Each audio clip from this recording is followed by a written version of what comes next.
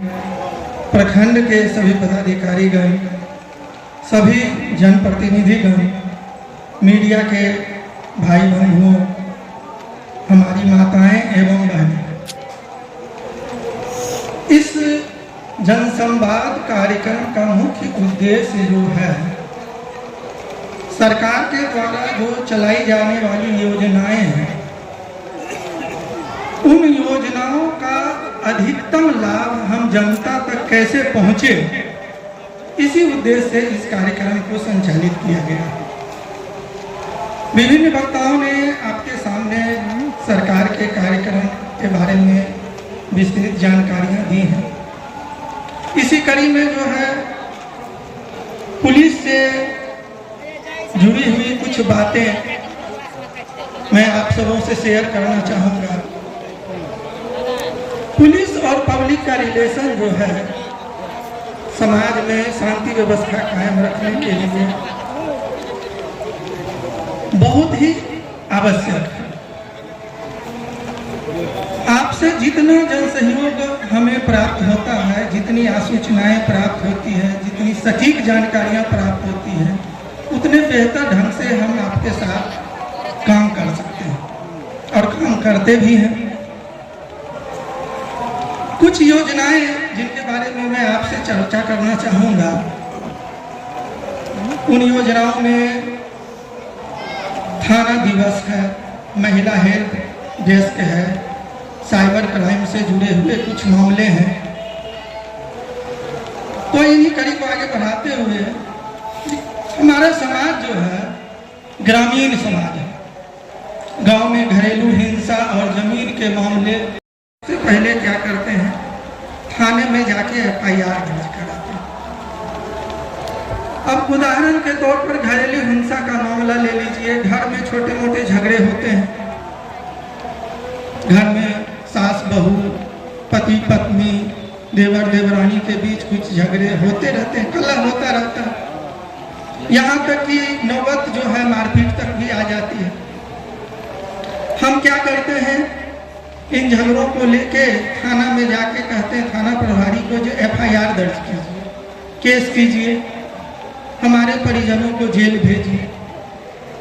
थाना प्रभारी FIR दर्ज कर लेते हैं, जेल भेज देते हैं।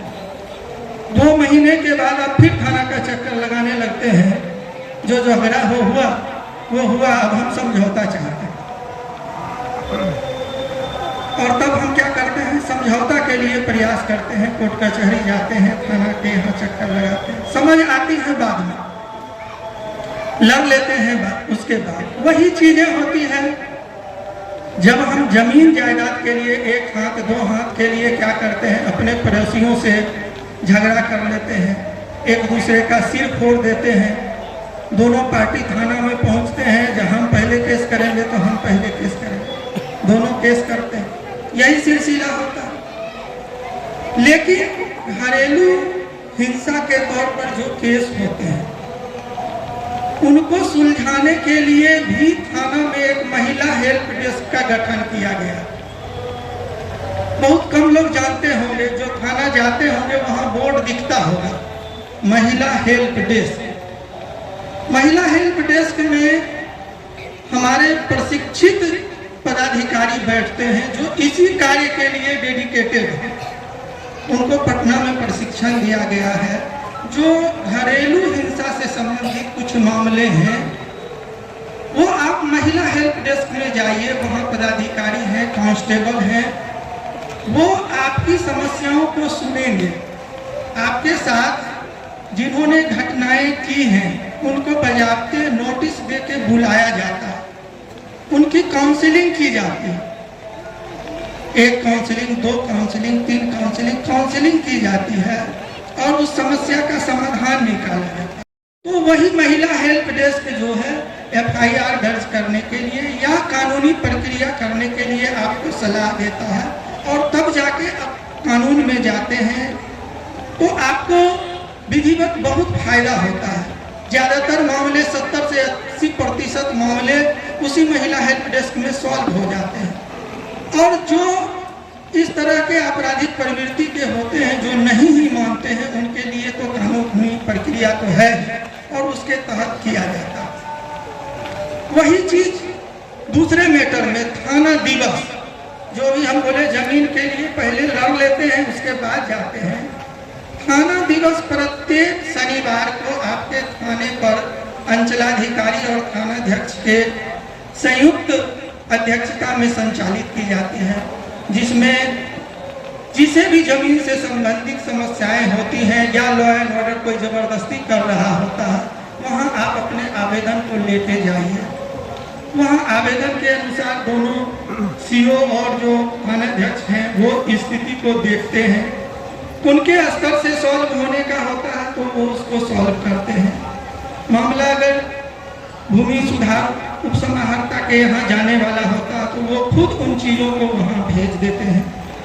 तो आप जो लड़ाई झगड़े में फंसते हैं उन चीज़ों से आप वंचित रह जाएंगे, यानी आपका समय भी बचेगा और जो व्यर्थ पैसा खर्च करते हैं वो भी बचेगा।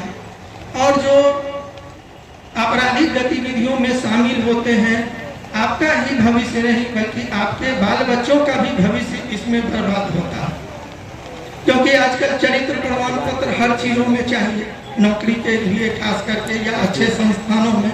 जब इस तरह गतिविधियों में हम परिवार सहित शामिल होते हैं तो आपका चरित्र प्रमाण पत्र आपके बच्चों का थाना स्तर से नहीं बन पाता। हम वो चीजें उस समय नहीं सोचते हैं जिस समय हम लड़ते हैं, आगे से आगे बढ़ते जा रहे हैं, लेकिन साइबर क्राइम के शिकार भी होते जा रहे हैं। आए दिन हम सुनते हैं जो 3 लाख रुपया 2 लाख रुपया इनसे ठग लिया उनसे ठग लिया। ठगी का 2 प्रमुख कारण है। ठगी का 2 प्रमुख कारण में एक पहला कारण है लालच। हम लोग लालची हो जाते हैं, कहीं से कोई आता है, फोन आता है, मैसेज आता है, जो आपको ये सामान जो है 10,000 का सामान 500 रुपया में दे रहे हैं, 3,000 का सामान 50 रुपया में दे रहे हैं। हम सोचते नहीं है कि क्यों दे रहा है, हमको लगता है कि हमको ये ऑफर मिल रहा है।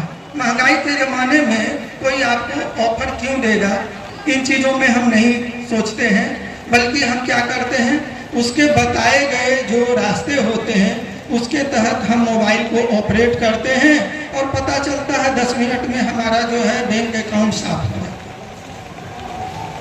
दूसरा हमारा डर होता है।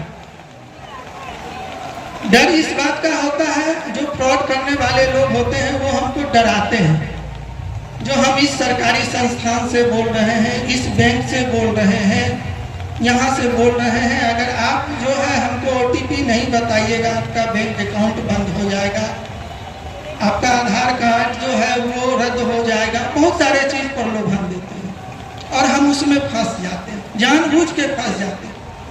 जो हर सरकारी संस्थान आपको अवेयर करता है, जो कोई भी सरकारी संस्थान जो है आपसे गोपनीय OTP नहीं मांगता, फिर भी हम उसके झांसे में आके हम उसको दे देते हैं। इन चीजों से बचना होगा। और खुदा न खास्ता अगर हम ठगी के शिकार हो गए तो एक नंबर है 1930, आप लोग याद रखेंगे, 1930। साइबर से संबंधित कोई भी ठगी होती है, यानी आपके पैसे निकाल लिए जाते हैं, आपका ईमेल हैक कर लिया जाता है, व्हाट्सएप हैक कर लिया जाता है, या फेसबुक हैक कर लिया जाता है, किसी प्रकार की अगर जो गतिविधियां हैं, आप 1930 पर कॉल करें। ये टोल फ्री नंबर है, 24 घंटे काम करता है। जितना जल्दी आप कॉल करेंगे उतना जल्दी आपको फायदा मिलेगा। वहां से आपका डिटेल्स मांगा जाएगा और आपके बैंक अकाउंट को तुरंत फ्रीज कर दिया जाएगा। और दूसरा, जिसने आपके साथ ठगी की है उसका भी अकाउंट फ्रीज कर दिया जाएगा। अगर वो पैसा अपने अकाउंट से नहीं निकाल पाएगा तो उसका पैसा भी वहीं रुक जाएगा और आपका पैसा बाद में आपको मिल जाएगा। इस तरह से बिहार राज्य में लगभग 8 करोड़ रुपया जो है लोगों का ठगी से, और अपने जिला में भी लगभग 30 लाख जो है रकम जो है लोगों को इन चीज़ों से रोका गया। आपकी तत्परता से आप जितना तेजी से 19-30 में संपर्क करेंगे उतना तेजी से जो है आपको फायदा मिलेगा। तो एक इन चीज़ों में ध्यान देना है। जब हम लोग ठगी के अगर शिकार हों तो इन क्षेत्रों में यानी कि इन नंबरों पर जो है अवश्य संपर्क करें और हम अपने लोगों को भी अवेयर करें, आसपास के लोगों को। दूसरा, हम